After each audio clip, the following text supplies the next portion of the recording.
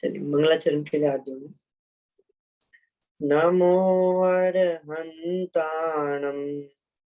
नमो सिद्धाणं नमो आयर्याणं नमो वज्रायाणं नमो लोहे सवसाहुणम्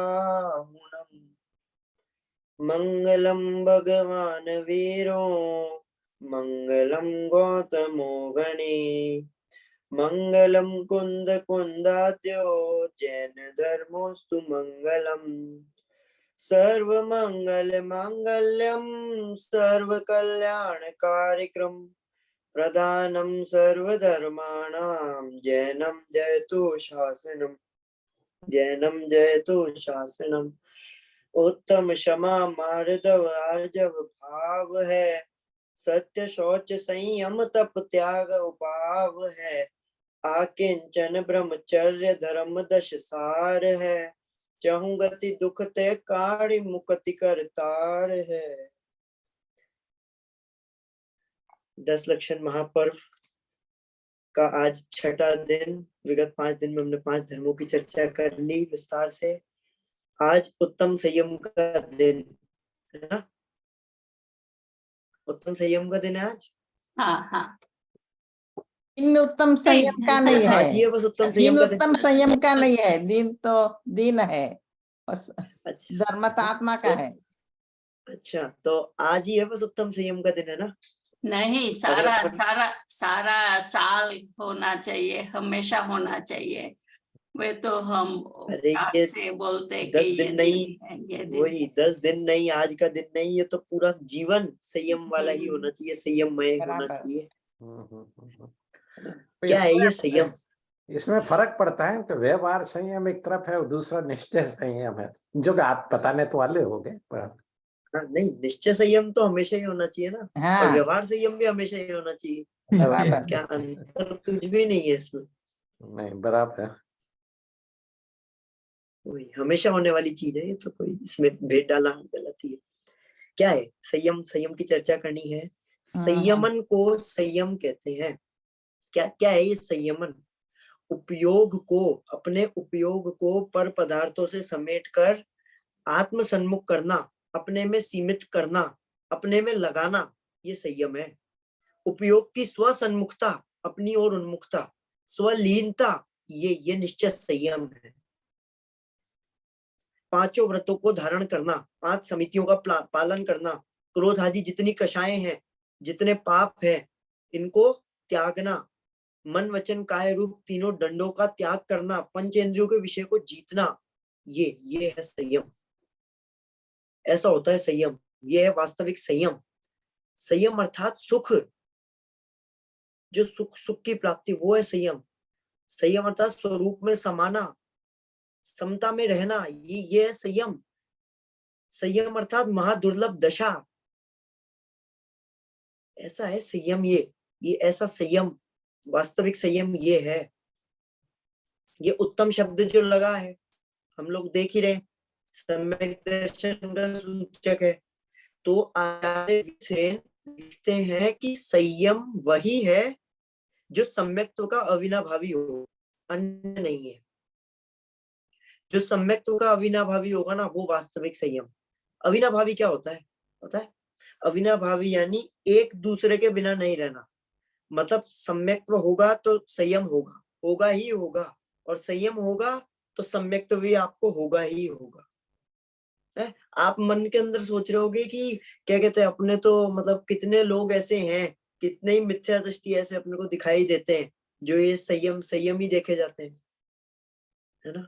तो ऐसा नहीं है, ऐसा हो ही नहीं सकता, क्योंकि सम्यक दर्शन के बिना संयम की उत्पत्ति ही नहीं हो सकती। ये संयम मुक्ति का साक्षात कारण है, दुखों से छूटने का एकमात्र उपाय सम्यक दर्शन सहित संयम है, उत्तम संयम है। बिना संयम धारण किए तो तीर्थंकरों को भी मोक्ष की प्राप्ति नहीं होती। कैसा है ये संयम? वास्तविक संयम ऐसा है। अरे ये संयम को एक घड़ी के लिए नहीं, एक घड़ी के लिए याद मत करो, एक घड़ी के लिए भी मत भूलो। क्यों? ये सारा जगत संयम के बिना इस संसार के कीचड़ में फंसा हुआ है आज तक। इस संसार सागर से पार निकलने वाला, निकालने वाला मात्र ये संयम है, और कुछ ही नहीं है। ये संयम ही हमें इस संसार सागर से बाहर निकाल सकता है, और कुछ भी नहीं। होता क्या है इस संयम से? क्या होता है इस संयम से? अरे इस संयम से हमारे भीतर जो असंयम के, असावधानी के, लापरवाही के, ऐसे जितने भी भाव है ना, जितने भी भाव है, लापरवाही के, असंयम के, असावधानी के, है ना, अव्यवस्थित जीवन जीने के जो संस्कार पड़े हुए हैं ना आज तक, वे सब व्यवस्थित हो जाते हैं, परिमार्जित हो जाते हैं। संयम के मायने क्या है? संयम के मायने केवल अनुशासन नहीं है, आत्मानुशासन है, अपनी आत्मा का नियंत्रण है। कैसा है ये वास्तविक संयम? है कैसा है? अरे बिना संयम की, कैसे बताऊं मैं, मतलब बिना संयम की पटरी के ये जीवन की गाड़ी रफ्तार से अपनी मंजिल तक नहीं पहुंच सकती। जब तक ये सही जगह, सही पटरी पर नहीं आएगी ना, ये संयम की पटरी पर, जब तक कुछ भी नहीं होने वाला है। आधा जीवन तो हमने जोड़ने जोड़ने में लगा दिया है, अब छोड़ने छोड़ने में लगाना है। जिनके जीवन में नियम नहीं है, उनके संयम नहीं है। निज में रमना, ये निज में रमना ही वास्तविक संयम है। पर से उपयोग को हटा लो। हटाना है अपने को ये पर से उपयोग। जैसे समझ लो एक पिताजी थे, उन्होंने अपने बेटे को कहा कि बेटा चलो अब, कहते हैं ना अभी जैसे किसी की बुरी संगति हो जाए तो चलो अब इन लोगों के बीच में नहीं रहना। तो उसी प्रकार जब ये उपयोग हमसे कहे कि चलो चेतन चलो, यहाँ से चलो, अब नहीं रहना इस संसार में, अब हमें इस संसार में, संसार का अंत करना है, उसके लिए हमें संत बनना है, अब निज घर में आ जाओ, यहाँ शाश्वत सुख है, जहां से कोई परेशानी नहीं होने वाली है, आपको कोई परेशानी नहीं है। जहां कोरोना ने सिखा दी ना अपने को, कोरोना ने क्या सिखाया? कोरोना ने अपने को सबसे ज्यादा, सबसे महत्वपूर्ण चीज यही सिखाई है कि सब सब सब सब चीजें छोड़ो, अपने घर में रहो, नहीं तो रोग लग जाएगा। वैसे ही हमारा उपयोग भी अपने घर से बाहर निकला हुआ है। इसीलिए वह ये भव रूपी रोग, ये परिभ्रमण जो कर रहा है ना, ये भव रूपी रोग, ये वायरस इसको लग गया है, ये भव रूपी रोग का वायरस लग गया है। इसलिए अब हमें आत्मज्ञान रूपी वैक्सीन इसको देनी पड़ेगी, जिससे कि ये वायरस खत्म हो, और संयम पूर्वक ही होएगा। ये संयम बिना नहीं होएगा, संयम पूर्वक ही होगा। अरे मनुष्य जन्म की सार्थकता संयम धारण करने में ही है, और किसी भी चीज में नहीं है। संसार में दुखी जीव का संयम बिना कोई अन्य शरण नहीं है। है ना, संसार के अंदर दुखी जीवों के संयम बिना और कोई शरण नहीं है। मात्र यही शरण है जिस संयम के लिए देवता भी तरसते हैं, जिस संयम बिना तीर्थंकर भी ना तिरे। कैसा है वो संयम? कैसा है वास्तविक संयम? कैसा होगा? एक बार विचार तो करो आप। अरे असंयमित जीवन बिना, ये बिना ब्रेक की गाड़ी है, बिना ब्रेक की गाड़ी के समान है। यदि जीवन में ये संयम नहीं होगा ना, तो दुर्घटना निश्चित है। जैसे गाड़ी में ब्रेक नहीं होगा तो कहीं ना कहीं जाकर फिर आप 100% आपका एक्सीडेंट फिक्स ही है, कैसे रोकोगे? वैसे ये जब तक संयम नहीं होगा जीवन में, वो बिना ब्रेक की गाड़ी के समान है। ये मनुष्य पर्याय हमें संयम धारण करने के लिए मिली है, क्योंकि एकमात्र मनुष्य पर्याय में ही जीव जो है वो मुनि बन सकता है। वो पंचकल्याणक वाली कहानी तो आपने सुनी है ना सबने, है? देव और मनुष्य लड़ते हैं आपस में। हाँ। देव के तर्क देते हैं, देव कहते हैं कि आज तक इनके सारे कल्याणक हमने बनाए हैं, ये रथ जिसमें बैठा कर ले जाने वाले ना, ये रथ भी हम लेकर आए हैं सजाकर, गर्भ से लेकर, गर्भ के 6 माह पूर्व से लेकर रत्नों की वर्षा कर रहे हैं। ये तर्क देते हैं, और 1 सेकंड के अंदर मनुष्य क्या बोलते हैं कि आपका ये कहना तो सत्य है, लेकिन अगर आप में इन प्रभु के साथ संयम धारण करने का सामर्थ्य हो तो हम आपकी बात मान लेंगे 1 सेकंड के अंदर। अरे है ही नहीं, उनमें तरसते हैं वो। मनुष्य का ये तर्क सुनते हैं ना तो देव हार मान जाते हैं, अपना मुकुट मनुष्यों के चरणों में रख देते हैं, तरसते हैं वो कहते हैं हमारा सारा वैभव ले लो, लेकिन एक सेकंड के लिए कम से कम हमें मनुष्य पर्याय दिला दो, पूरा वैभव ले लो जितना है। क्यों? अरे संयम एक ऐसा रत्न है जिसके लिए देव तरसते हैं। हमारा लक्ष्य हमेशा ऊंचा रखना चाहिए हमें। हमारे में 6, 7वें गुणस्थान तक जाने की सामर्थ्य है ना, पर हमें तो 4थे गुणस्थान तक जाने में भी जोर आ रहा है, और समझ लो जोर नहीं भी आ रहा है तो भी लक्ष्य जो है वो 4थे तक का बना रखा है। क्यों है? अरे जब 6, 7वें गुणस्थान वृत्ति संयमी जीव सिर्फ मनुष्य गति में हो सकते हैं तो बनो ना, आपके पास में सामर्थ्य है। विचार तो करो, 6, 7वें गुणस्थान वृत्ति 3 कषाय चौकड़ी का भाव हो जाता है, कितना संयम हो जाता होगा उनको, कितने सुख की अनुभूति होती होगी उनको। वास्तविक सुख वो है, वो प्राप्त करे। ये संयम है ना, संयम ये भी 2 प्रकार का होता है।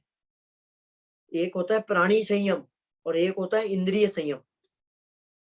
प्राणी संयम क्या है कि 6 काय के जीवों के घात एवं उनके घात के भावों के त्याग को तो प्राणी संयम कहते हैं, और पंचेंद्रिय तथा मन के विषयों के त्याग को इंद्रिय संयम कहते हैं। ये 2 प्रकार के संयम है। यदि हम बाहरी चीजों के त्याग का नाम ही संयम ही कहेंगे, है ना, तो फिर तो देवों को ज्यादा होना चाहिए, वो देवों के तो अवश्य होना चाहिए वो, है ना। मनुष्य और तिर्यंचों में तो उसकी संभावना कम होनी चाहिए थी। फिर अगर बाह्य प्रवृत्ति देखकर ही अगर अपन कहें हैं तो ना उनके क्या कहते हैं 6 काय के जीवों का घात है, ना उनका भाव है ऐसा कुछ है। पंचेंद्रिय के विषयों का भी वो त्याग करने को तैयार है, मतलब चाहते हैं। 4थे गुणस्थानवर्ती सम्यक दृष्टि भी होते हैं ना वहां पर देवगति के अंदर। हम तो अभी मिथ्या दृष्टि ही है, लेकिन शास्त्रों के अंदर फिर भी संयम ऐसा कहा है कि संयम देवों में नहीं मनुष्यों में है। क्यों?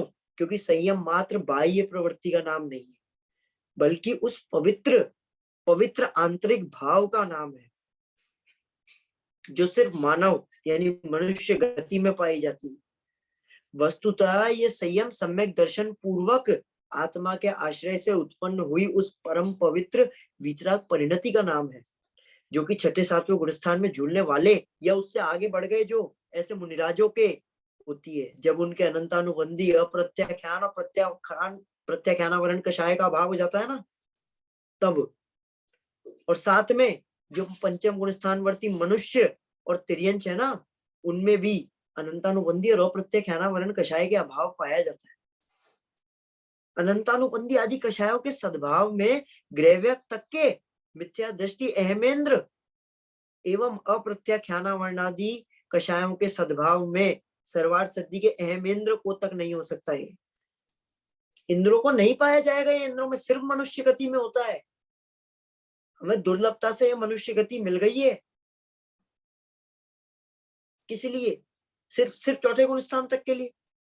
अरे 6, 7वें गुणस्थान तक जाने की हमारी सामर्थ्य है तो जाओ ना, है। अपन जीवन के अंदर देखते हैं, हमें जीवन के अंदर हर चीज के अंदर ऊपर चढ़ना है ना। क्या चाहते हैं हम? हर चीज के अंदर ऊपर चढ़ना चाहते हैं। आप कभी भी देख लो, कोई होगा तो वो क्लास में ऊपर बढ़ना चाहेगा, बिजनेस के अंदर ऊपर बढ़ना चाहेगा, है ना। हर चीज के अंदर जो कदम है अपन ऐसे ही ऊपर की ओर बढ़ाना चाहते हैं, सीढ़ी जो है वो ऊपर की ओर चढ़ना चाहते हैं। अरे तो गुणस्थान के अंदर ये ऊपर की ओर चढ़ने का भाव क्यों नहीं आता है? जब तक ये गुणस्थान में ऊपर की ओर चढ़ने का भाव नहीं आएगा, जब तक आपका आत्म कल्याण नहीं हो सकता, जब तक ये संयम नहीं प्रकट होएगा, संयम नहीं आएगा, तब तक कुछ भी नहीं होने वाला है। ये सम्यक दर्शन पूर्वक आत्मा के आश्रय से उत्पन्न हुई ये अनंतानुबंधी आदि 2 या 3 कषायों के अभाव में प्रकट हुई ये वितरागता परिणति रूप ये उत्तम संयम है। और ये जब अंतर में प्रकट होता है तब उस जीव के बाह्य परिणति भी पंचेंद्रिय के विषयों एवं हिंसादिक आदि 5 पापों के सर्वदेश या एक देश त्याग रूप नियम से हो जाती है। 100% हो जाएगी उसके निश्चय से। अगर उसके जीवन में ये सम्यक दर्शन पूर्वक प्रकट हो गया ना, अनंतानुबंधी या अप्रत्याख्यान आदि के क्षयों का अभाव हो गया, अपने आप बाह्य में भी ये चीज अपने आप त्याग हो जाएगी। उसे व्यवहार से उत्तम संयम कहते हैं। वो व्यवहार से उत्तम संयम है ना। जिसके अंतरंग में निश्चय उत्तम संयम धर्म प्रकट हो गया ना, उसके नियम से बाह्य व्यवहार से भी नियम से तदनुकूल रूप उसी भूमिका अनुसार संयम प्रकट हो जाएगा। लेकिन ऐसा हो सकता है कि यदि बाह्य व्यवहार तो उसका आपको दिखाई दे, ठीक ठीक दिखाई दे, लेकिन फिर भी अंतरंग के अंदर है नहीं है, इस चीज की कोई गारंटी नहीं, कोई गारंटी नहीं है उसकी। अरे अर्धवेक प्रश्न है कि जो त्रियंश होते हैं, जैसे आपने तो देवगति और वो मनुष्य गति की तो बात की, तो मनुष्य को तो ज्यादा संयम, तो त्रियंश को जो पांचवें गुण स्थान, तो उनको कैसे जो क्यों शेर की पर्याय के अंदर सम्यक दर्शन हो गया था ना। पंचम गुण स्थान त्रियंशों में भी पंचम गुण स्थान जो है वो उत्कृष्ट बताया है कि त्रियंश पंचम गुण स्थान तक हो सकते हैं, तो उनके भी संयम पालते हैं। तो मात्रा में फर्क है दोनों में, जैसे एक मनुष्य है और एक तरफ त्रियंश है, जैसे आपने बताया वो सिंह की पर्याय, तो दोनों में समानता है कि एक में कुछ कम रहता है और एक में ज्यादा रहता है?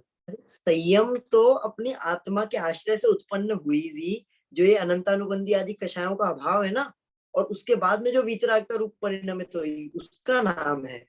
इसको अपन त्रियंश और मनुष्य के ऐसे भेद डालने से क्या मतलब, वो भेद डालने से कोई उसमें मतलब नहीं है। वो तो वास्तविकता ये है कि उनकी जो वीतरागता परिणति जो ये अनंतानुबंधी और अप्रत्याख्यानावरण कषाय के बाद में उत्पन्न हुई उसका नाम है, और वो हो गई ना तो उनके ये बाहरी चीजों का भी अपने आप त्याग हो जाएगा। अच्छा, सिर्फ इतना सा है। अपन उसके अंदर ऐसे मनुष्य तिर्यंच ऐसे भेद नहीं डाले, वो आत्मा की चीजें हैं ये सब। ये अपन पर्याय पे ना डाले, मनुष्य पर्याय या तिर्यंच पर्याय इस पे नहीं डाले। आत्मा के जो उत्कृष्ट कोटि तक अपन पहुंच सकते हैं, मतलब जैसे वो पंचम गुण स्थान तक पहुंच सकते हैं, उनके अनंतानुबंधी और अप्रत्याख्यानावरण का अभाव हो सकता है, और हमारे अनंतानुबंधी अप्रत्याख्यान और प्रत्याख्यानावरण का अभाव हो सकता है, तो उतनी उत्कृष्ट वो हो सकता है ना। बाह्य मैं वही तो बता रहा था ना कि बाह्य में अपने को भले ही उनके दिखाई दे नहीं दे, है ना, अगर होगा तो नियम से दिखाई देगा, लेकिन अगर आपको दिखाई दे रहा है तो ये पॉसिबिलिटी है कि उसके नहीं हो।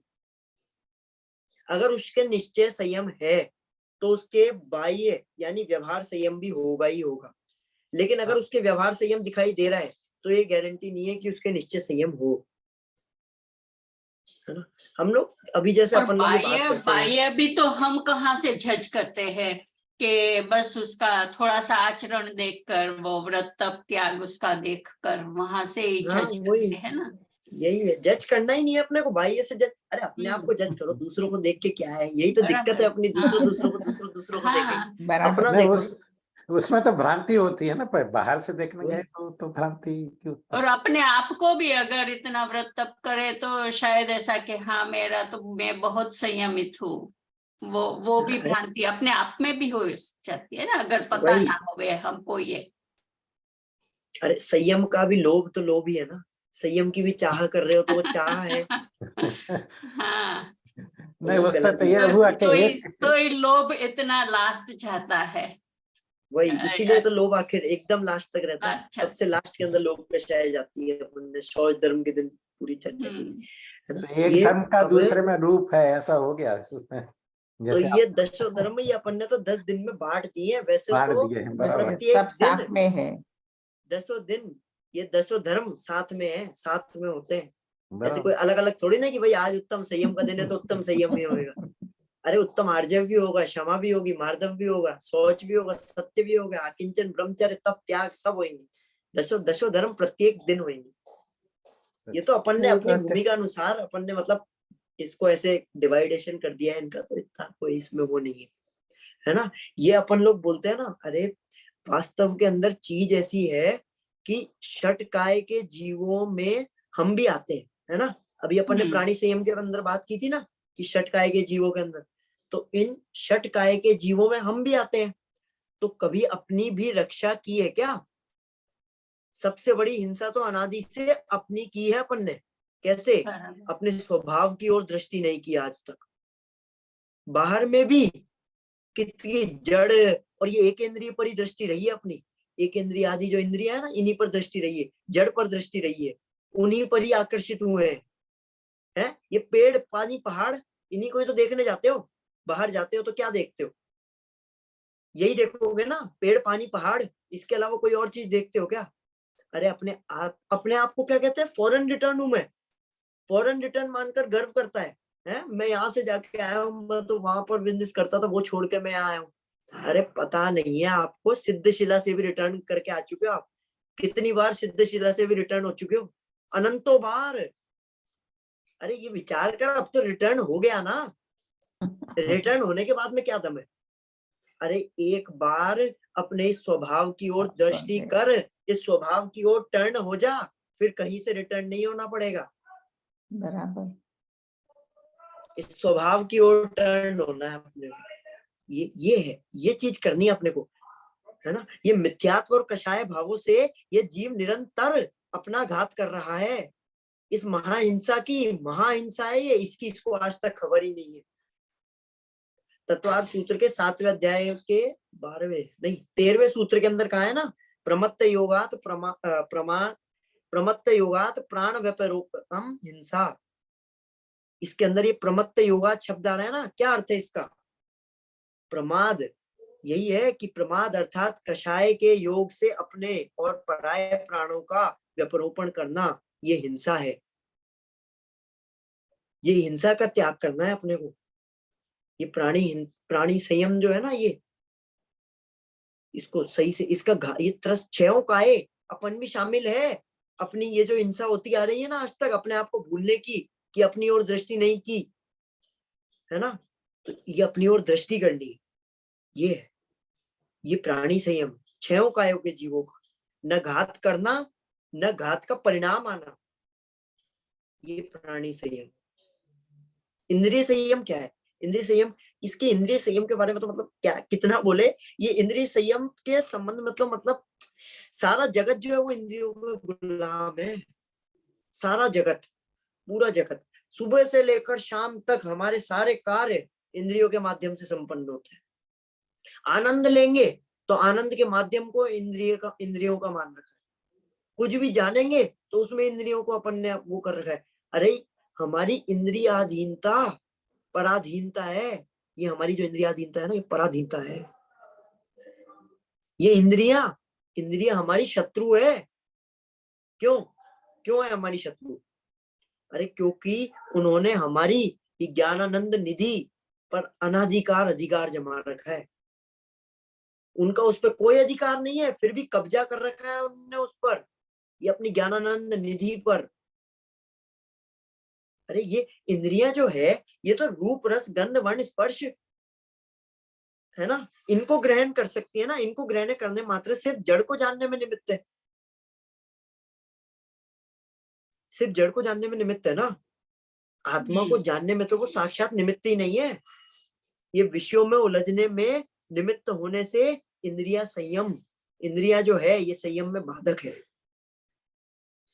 इसीलिए अपने को ये पंच इंद्रिय और मन, सबसे ज्यादा चंचल तो मन है हमारा, ये इनको रोकना है। ये जो बाधक है ना, साधक नहीं है ये, इनको बाधक मानना है। अरे जब इंद्रिय सुख भोगते भोगते हमें अतीन्द्रिय सुख की प्राप्ति नहीं हो सकती है, तो सेम वैसा ही इंद्रिय ज्ञान है। इंद्रिय ज्ञान के माध्यम से भी हमें ये अतीन्द्रिय ज्ञान की प्राप्ति नहीं हो सकती।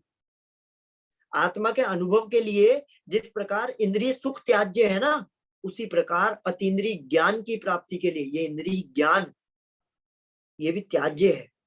इसको भी छोड़ना होगा। अरे ये इंद्रिय ज्ञान को छोड़ने की बात तो बहुत दूर, आजकल तो हम इंद्रियों के विषयों को ही छोड़ना नहीं चाहते, उन्हीं को जोड़ने के अंदर लग रखे। पेट के नाम पर पेटी भरते हैं, पेट के नाम पर पेटी भर रहा है। हर देख लो आप, कहीं भी किसी भी किसी भी क्षेत्र के अंदर। अच्छा मैं पूछता हूँ, तृष्णाएं कोई प्यासा खत्म व्यक्ति, नहीं होती ना, तृष्णाएं खत्म नहीं वही होती। तृष्णा ही खत्म नहीं होती, है ना। ये अच्छा मैं पूछ रहा हूँ आपसे कि प्यासे को मात्र पानी की जरूरत है ना, है, या फिर उसको ठंडा पानी चाहिए, या कलर चाहिए, या मीठे वाला चाहिए, या खुशबू वाला चाहिए? सिर्फ पानी चाहिए प्यासे को, पानी ही चाहिए। है ना। अब चाहे वो गर्म हो या ठंडा, उसको क्या मतलब है। अरे स्पर्शन इंद्रिय की मांग है कि ठंडा होना चाहिए, रसना इंद्रिय की मांग है मीठा होना चाहिए, घ्राण इंद्रिय की मांग है सुगंधित होना चाहिए। येन केन प्रकारेण, कैसे ना कैसे इंद्रिय सुख ढूंढता है हर चीज के अंदर, हर चीज के अंदर, छोटी छोटी चीजों के अंदर भी। अरे इंद्रियों के गुलाम को, जो इंद्रियों के गुलाम हो जाते हैं ना, उनको ना दिन का विचार रहता है, ना रात का, ना भक्ष्य का, ना भक्ष का, किसी चीज का विचार नहीं रहता। ये रसना इंद्रिय इतनी इतनी खतरनाक है कि जिनके भक्षण से, है ना, जिनके भक्षण से अनंत जीव राशि का विनाश होता दिखाई देता है, उसको पता है हो रहा है, तो भी ऐसे पदार्थों का सेवन करता है, उसको उससे छोड़े नहीं जाते। और जो उनका सेवन नहीं करता ना, उनकी हंसी उड़ाता है, कुतर्क करता है। अगर कोई ज्ञानी व्यक्ति उसको समझाने जाएगा ना, है ना, जैसे समझ लो कोई ज्ञानी व्यक्ति गया, उसने बताया कि भाई एक आलू के अंदर अपन ऐसे सुई डाले ना, तो अनंत जीव, उसके अंदर कितने कितने तरस जीव है ना, ये बताते हैं उसको, तो वो कहता है कि उनकी उनकी आयु कितनी होगी, है ना, उनकी आयु कितनी होगी। तो अब ज्ञानी व्यक्ति कहता है कि एक श्वास में 8-10 बार, छेड़ाला की लाइन है, एक श्वास के अंदर 18 बार जन्म मरण कर ले, इतनी इतनी सी आयु होती है निगोदिया की, है ना, कितनी इतनी तो है। तो ऐसा उत्तर जैसे उसको मिलता है, वो क्या कहेगा फिर, तो अच्छा तो वो हमारे खाने से थोड़ी ना मर रहे हैं, उनकी तो आयु पूर्ण हो गई इसलिए मर रहे हैं। कुतर्क करता है बेमतलब के, बेमतलब के कुतर्क करेगा। अरे भाई जरा विचार तो करो, भले ही वो अपनी आयु से मर रहे हैं, पर मरते तो तुम्हारे मुंह में है। और मरते क्या उत्पन्न भी, एक श्वास में 18 बार, जितनी देर में तुम यहाँ से ले जाकर मुंह में रखोगे ना, इतनी देर में तो पता नहीं कितनी बार। तो हर जब रात्रि भोजन, छना हुआ पानी, ये सब इसके अंतर्गत आ जाते हैं। सब सब सब सारी चीजें सब आ गए, इसमें भी सारी चीजें इस चीज के अंदर गर्भत हो गई। अरे ये राग की तीव्रता और अधिकता बिना ऐसे निंद्य कार्य संभव नहीं है। ये हमें जो राग की तीव्रता है ना और अधिकता है, ये महाहिंसा है, सबसे बड़ी हिंसा है ये। अच्छा मुझे यहाँ ना एक क्वेश्चन है, आपसे पूछना है, क्योंकि मैं हर रोज वो मंदिर में ये देखती हूँ कि लोगों को वो भी विदित नहीं है। मैंने सुना है कि मंदिर में हम प्रदक्षिणा रात को नहीं करते, बराबर है ना। हाँ, तो मैंने देखा कि सभी लोग रात को, क्योंकि रात को प्रवचन होता है मंदिर में, तो वो सब आते दर्शन कर कर सभी प्रदक्षिणा करते।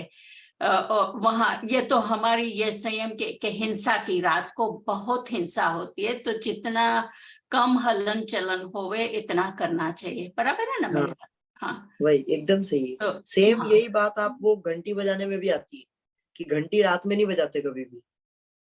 अच्छा हाँ, उनको वही कारण है, जो कारण रात्रि भोजन ना करने का है ना, वही सेम कारण है हाँ सब चीजों के अंदर। क्योंकि सूर्य की रोशनी के अंदर क्या है ना, जीव जो है वो अपने आप मतलब कम हो जाते हैं, लेकिन रात्रि के अंदर जीवों की गृद्धता बढ़ जाती है। इसी कारण से अपने को हलन चलन और ये घंटी वगैरह, तो ये सब कम करना चाहिए रात्रि भोजन में भी। फिर अपने को कितने जीव गिर रहे हैं, कहाँ से गिर रहे हैं, वो कहानी सबकी सुनी हुई है। तो फिर तो रात को भक्ति वो म्यूजिक के साथ वगैरह वो भी सारा तो वो नहीं होना चाहिए ना। अब ये सब तो भक्ति वास्तविक भक्ति है क्या? नहीं, भक्ति वो बराबर है कि ये चालू जो करते हैं, फिर वो उसके साथ म्यूजिक भी चाहिए, ये बस इंद्रियों का है, ये भी यहाँ ये लगा ये लो। सब ये कर्ण इंद्रिय के विषय है। हमें मजा आ रहा है भक्ति करने में, हमें कोई वास्तविक भक्ति तो अपन कर ही नहीं रहे। हमें तो वो जो म्यूजिक चल रहा है ना साथ के अंदर, वो जो बीट्स चल रही है, हाँ, उसमें म्यूजिक मजा के आ रहा है, साथ डोल वो रहे, कर्ण इंद्रिय के विषय कर्णेंद्रिय का है। विषय, बराबर। ये सब सब ये छोटी छोटी चीजों के अंदर पाप कर रहा है, इसको पता तक नहीं चल रहा है और पता होते हुए भी कर रहा है। आर्जव नहीं, इसलिए और हमारे जो जैन होते हैं ना आर्जव, मुझे लगता 90% को ये सारी चीजें, ये छोटी छोटी बातें ये भी नहीं पता है। हाँ, तो जैनी 3 प्रकार के जैन बताते हैं ना। तो बस तो निर्मल वही जी ने चीज तो है, कितने बताए। वही नाम जैन धर्म ने इतना ही समझ रखा है कि दिन में भोजन, छान के पानी, नित्य जिनालय जाएगा जैनी में, इसके अलावा कुछ भी नहीं। आधे से 90%, 75% लोग आपको ऐसे दिख जाएंगे। पर लास्ट नेम तो और जैन कई तो जातियों की है ना। क्या, लास्ट नेम जब भी इंडिया जाते हैं तो लास्ट नेम जैन बहुत दिखने में आते हैं, नाम सरनेम। हाँ, तो उससे क्या होता है, नाम के जैन भी तो होते हैं ना। नामधारी जैन है खाली। नामधारी जैन है, कामधारी जैन है, और जो भाव से जैन है, ऐसे 3 जैन हुए ना। सच बात। वही, कोई आपको ऐसे भी देखने को मिल जाएंगे जो अन्य धर्म वाले हैं, लेकिन पूर्णतः पूरी पूरी पूरी एकदम, मतलब जितनी ज्यादा अपन लोग पालन नहीं करते होंगे ना, से ज्यादा उससे ज्यादा वो लोग पालन करते हैं। कई सरदार आपको ऐसे देखने, एक सरदार जी है जो अपने यहाँ स्मारक के अंदर आते हैं। अच्छा। हाँ, वो मतलब वो पूरा पालन करते, सुना है उनने, अपनाया है इस जैन धर्म को पूरा, अपने से ज्यादा उस अच्छी तरीके से दिन रात स्वाध्याय करते हैं। तो अपने को अपन ऐसे बाहर से जज ना करे किसी को, ठीक है, उसके अंदर में क्या है, भाव भाव महत्वपूर्ण है, भाव साथ में जाने वाले हैं, तो उन पे ज्यादा दृष्टि करें, तो विषय छूट जाएगा, फन इन्हीं के अंदर लगे रहे तो। हाँ, है ना, क्या था संयम, क्या है, निज में रमणता का नाम संयम है, सीधी बात ये है ना। आत्मा का हित आत्मा को जानने में है। अनादि काल से इस आत्मा ने पर को नहीं जाना, है ना, पर आज तक सुखी नहीं हुआ। पर को जाना, पर को जाना, पर आज तक सुखी नहीं हुआ। लेकिन एक बार भी इसने अपनी आत्मा को नहीं जाना। अगर एक बार भी जान लेता ना आत्मा को, तो सुखी हुए बिना नहीं रहता। आप लोग सोच रहे होंगे इतनी देर से प्राणी प्राणी इंद्रिय इंद्रिय इनकी बात चल रही है, इनका कहाँ सही संबंध आ गया इनके अंदर बीच में ही। अरे संयमन का नाम संयम कहा था ना, तो आ गया ना, उपयोग को पर पदार्थ से हटाना है, पर पदार्थ से हटाकर अपने में समेटना, यही तो संयम है। तो पर पदार्थ से ही तो हटा रहे हैं अपन, पर पदार्थों से हटाना है अपने को, आत्मा में जमना है, आत्मा में रमना, ये संयम है। इस संयम को प्राप्त कैसे करें, संयम कैसे प्राप्त होगा? हाँ, इसको प्राप्त करने के लिए मात्र इंद्रिय भोगों को नहीं, इंद्रिय ज्ञान को भी, अभी बता रहा था ना मैं, इंद्रिय ज्ञान को भी तिलांजलि देनी पड़ेगी, इंद्रिय ज्ञान को भी हटाना पड़ेगा हमें, चाहे वो 1 सेकंड के लिए क्यों ना हो, एक अंतर्मुहूर्त के लिए क्यों ना हो। इस इंद्रिय ज्ञान में भी उपादेय बुद्धि को छोड़नी पड़ेगी। वो सुमत प्रकाश जी का वचन है ना, सुना है क्या आप लोगों ने?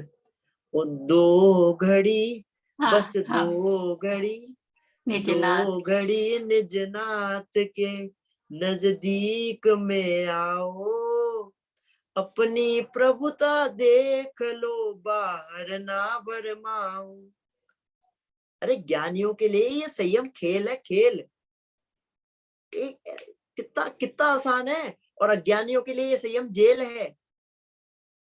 अरे आत्मा के आनंद का नाम संयम है, इतनी सी चीज है।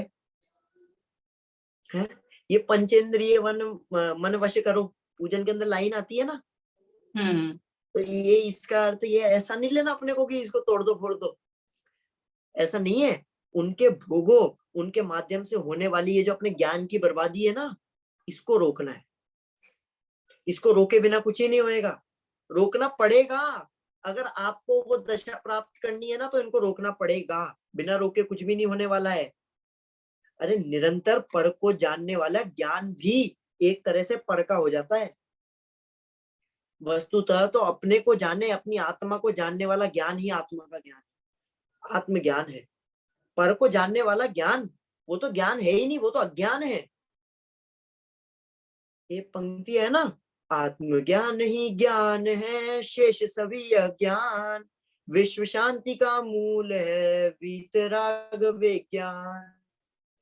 ये सिर्फ आत्मा का ज्ञान ही ज्ञान है, शेष ये जो जितनी भी चीजें ये सब अज्ञान है। सिर्फ अपनी आत्मा का ज्ञान करना है हमें, और कुछ करना ही नहीं है। ये संयम की सर्वोत्कृष्ट दशा पता है कौन सी है? ध्यान। और वो ध्यान कैसे होता है? वह आंख बंद करके होता है, आंख खोल कर नहीं होता। आंख बंद करोगे ना तब वो ध्यान होगा। अरे ये अपन क्या कर रहे हैं, ये टेम्पररी सुख के चक्कर के अंदर ये परमानेंट सुख की तरफ से दृष्टि हमारी नहीं जा रही। परमानेंट सुख जो है ना उसकी ओर दृष्टि नहीं जा रही। अशुभ से निवृत्ति और शुभ में प्रवृत्ति, यही तो संयम है। और क्या है? अरे बिना नींव के महल नहीं खड़ा हो सकता, है ना? बिना नींव के महल नहीं खड़ा हो सकता। महल क्या, कुछ भी खड़ा नहीं हो सकता बिना नींव के। ना घर खड़ा होगा, ना कोई भी चीज बिना नींव के खड़ी नहीं हो सकती। बिना नींव के कोई चीज नहीं होगी। तो ये सम्यक दर्शन मोक्ष मार्ग की नींव है। इसके बिना मोक्ष मार्ग की शुरुआत ही नहीं होती। ये 10 धर्म भी सम्यक दर्शन पूर्वक ही होते हैं। असली संयम धर्म भी सम्यक दर्शन के बाद ही होगा। अरे अब संकल्प ले लो कि अपने को जाने बिना लूंगा नहीं दम, और आगे ही आगे बढ़ाऊंगा कदम। ये बच्चों के छोटे छोटे गीत है, कितना मर्म भर दिया है इनके अंदर, है? बच्चों के लगते, अरे इनको भी पढ़ो, इनको भी समझो क्या है ये। जब तक असंयम की गांठ नहीं खुलेगी ना तब तक संयम की ध्वजा फहराने वाली नहीं है। इस संयम की गांठ, ये असंयम की गांठ खोलनी है अपने को, तब जाके ये संयम की ध्वजा लहराएगी। और जब तक संयम की ध्वजा नहीं फहराएगी तब तक आनंद की प्राप्ति हमें नहीं हो सकती। आनंद की प्राप्ति हमें नहीं होने वाली है। अरे यम को अगर मिटाना है ना तो संयम को धारण करो।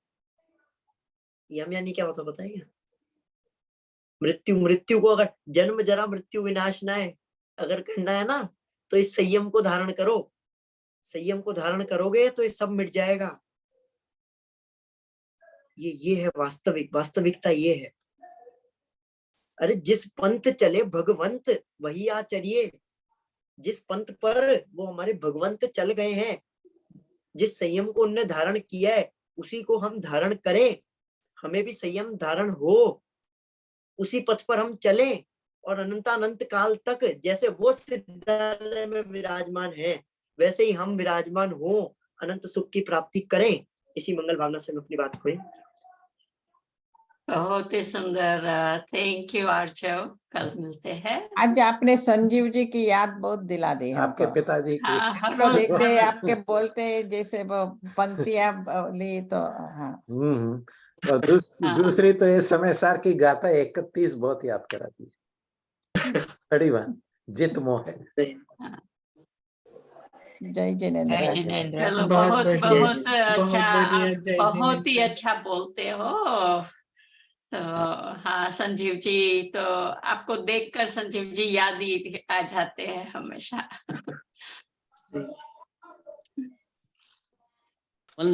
आर्चव जी